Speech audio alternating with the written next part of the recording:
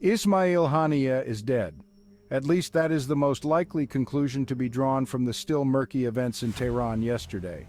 While details remain scarce, intelligence sources point to a targeted strike, possibly an airstrike, on a location frequented by senior Hamas officials. Haniyeh, the political leader of the Palestinian militant group, was believed to be among those present. The immediate aftermath of the incident was shrouded in confusion.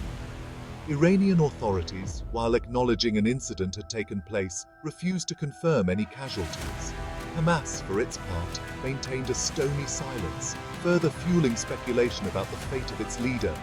The potential implications of Haniyeh's demise are nothing short of seismic. As the head of Hamas's political bureau, he was a pivotal figure in the Israeli-Palestinian conflict. His death, if confirmed, would leave a void at the heart of the organization, potentially throwing its future into disarray. The world watches and waits, holding its breath for confirmation and clarity. The Middle East, already a tinderbox of tensions, braces itself for the aftershocks of this potential earthquake. To understand the potential ramifications of Haniyeh's death, one must first understand the complex structure of Hamas. The organization is, in essence, a two-headed beast. One head, the political wing, is embodied by figures like Haniyeh. This wing engages in diplomacy, manages the day-to-day affairs of Gaza, and articulates the group's political goals. The other head, the military wing, is the Izz ad-Din al-Qassam Brigades. This is the armed wing of Hamas, responsible for carrying out attacks against Israel. It is a powerful force in its own right, with its own chain of command and operational independence. Haniyeh, despite being the political leader, held considerable sway over both wings. He was a unifying figure, a veteran leader who commanded respect across the organization. His absence could create a dangerous power vacuum, potentially leading to internal strife and factionalism. Iran's reaction to the events in Tehran will be crucial in determining the trajectory of the crisis. Tehran has long been a staunch supporter of Hamas, providing the group with financial aid, military training, and political backing.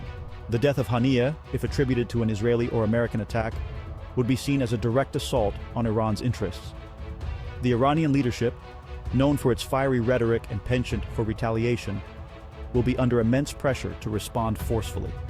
Options on the table could range from escalating support for Hamas to launching direct attacks against Israeli or American targets. However, Iran must also tread carefully. A full-blown conflict with Israel or the United States would be disastrous, potentially dragging the entire region into a devastating war.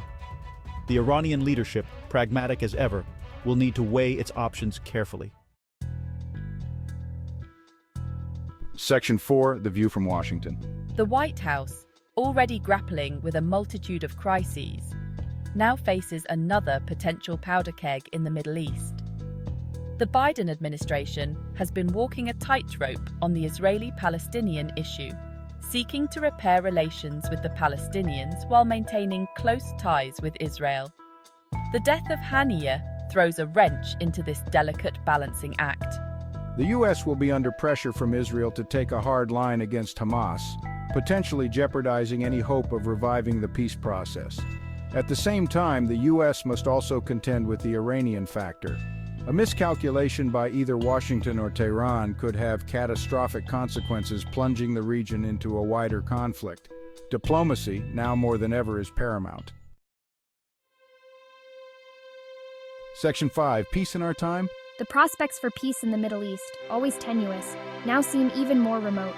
The death of Haniyeh, a key figure in the Israeli-Palestinian conflict, injects a new element of uncertainty and volatility into the equation. The immediate future is likely to be characterized by heightened tensions, recriminations, and the ever-present threat of escalation. The international community, already struggling to contain the fallout from the war in Ukraine, faces another daunting challenge. The path to peace, always elusive, now seems to be receding further into the distance.